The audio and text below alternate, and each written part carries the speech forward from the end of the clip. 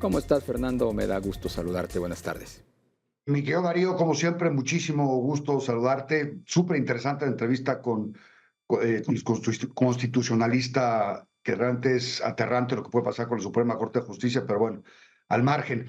Te quería comentar hoy lo que está pasando en la Ciudad de México en lo que llaman gentrificación, y vamos a ver si sí es cierto que hay una gentrificación, y vamos a ver si realmente hay un problema, o simple y sencillamente el tema es distinto a la gentrificación, lo que está causando que los precios de la vivienda estén por el cielo. Tú sabes que en la Ciudad de México existen 2.710.000 viviendas más o menos, de las cuales 1.506.000 son propias. El resto son rentadas, 662.000, y prestadas, aunque no lo creas, y alguna vez lo comentamos, te reíste con el término prestadas, ¿no? Hay 541.000 viviendas. De ese total de viviendas, de ese 2.710.000, solamente 20.104 están dentro de estas plataformas que se llaman Airbnb. Y ahorita vamos a entrar a detalle. Eso fue un poquito de contexto.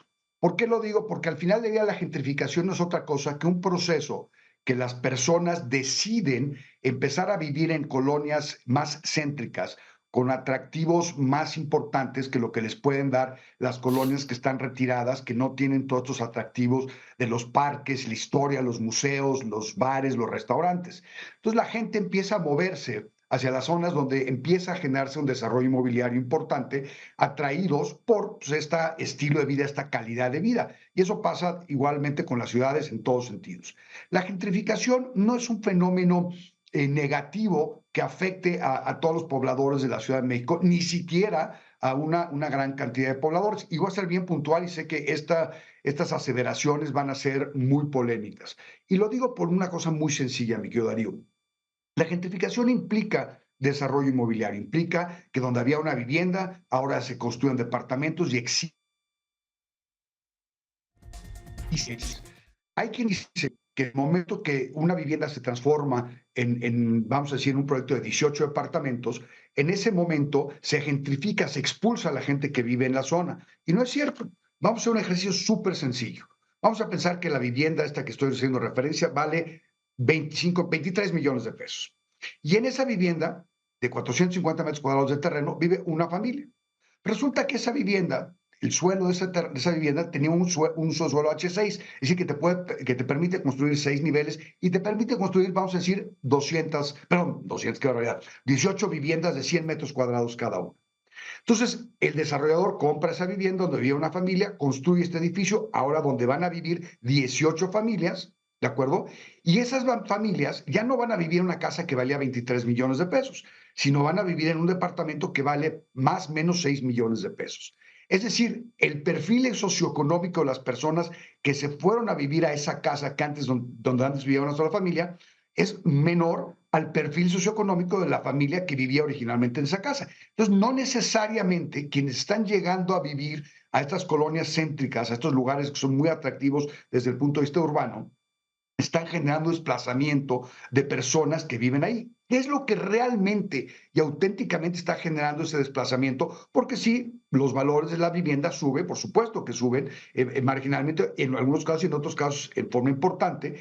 ¿A quién se está desplazando? Pues a esas personas que no tienen la opción de irse a vivir a una vivienda más económica. ¿Y por qué no se pueden ir a vivir a una vivienda más económica dentro de estas zonas que son atractivas? Pues básicamente porque en los últimos veintitantos años, a raíz del bando 2 que publicó López Obrador en el 2000, se impidió la construcción de vivienda en forma adecuada en la Ciudad de México. Y esto ha generado que ante la carencia de vivienda suficiente, los precios de la vivienda que existen hoy en día se incrementen. No es un tema que se pueda atribuir a Airbnb, no se puede atribuir a los nómadas digitales, no se puede atribuir a los ricos que se van a vivir a las colonias céntricas. No, porque realmente la gente que se está yendo a vivir ahí es generalmente gente mucho más joven, gente que tiene una necesidad de tener un estilo de vida mucho más urbano y que tiene un poder adquisitivo, ojo, menor al que tenía el dueño original de la vivienda que se desarrolló. Entonces, tenemos que tener esto muy claro, mi querido Darío, y ver que las rentas se han incrementado en forma importante, no por la llegada de los nómadas digitales, no por la llegada, ahí están un par de nómadas digitales, ¿no? No por la llegada de este tipo de personas, sino porque no hay vivienda suficiente. En la Ciudad de México el año pasado se construyeron 2.000 viviendas, 2,000 viviendas. Y se necesitan por lo menos entre 40 y 50,000. ¿Por qué? Porque se están generando nuevas familias.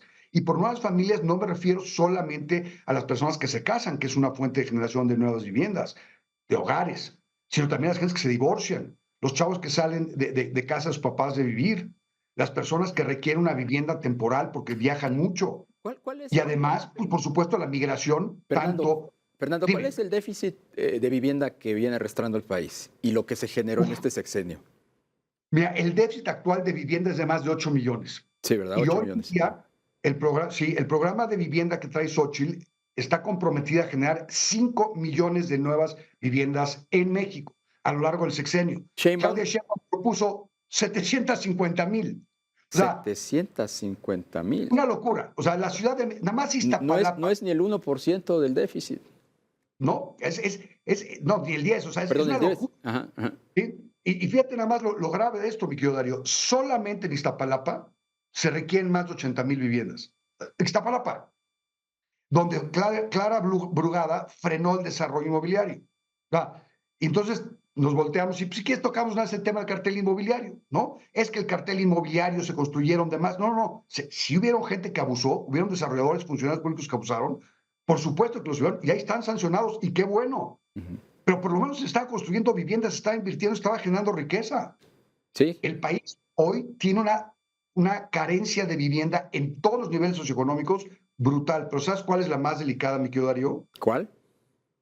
La vivienda social, esa que me choca, que es de interés social, que es la básica o tradicional, es Es, decir, la vivienda que eh, vale entre 400 y y 1 millón. 1,200,000 pesos. Bien.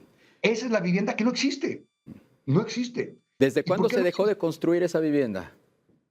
Híjole, tiene como, ¿qué será? Como unos 9, 10 años O sea, en la Ciudad de México, hace 9, 10 años. desde las épocas de las grandes desarrolladoras, Omex, Geo, Urbi. Ese fue anterior, porque todavía las grandes desarrolladoras, muchas de las cuales hicieron las trampas espantosas que tú y yo Ujú. hemos platicado en algunos momentos, la realidad de las cosas es que se dejó de construir cuando lo que la mató totalmente fue cuando López Obrador le quitó el subsidio a la adquisición de vivienda tradicional y básica. Cuando les quitó esa posibilidad a las personas de contar con 60, 80, 100,000 pesos para poder dar el enganche y comprar una casa y entonces tomar un crédito y entonces poder empezar a formar patrimonio.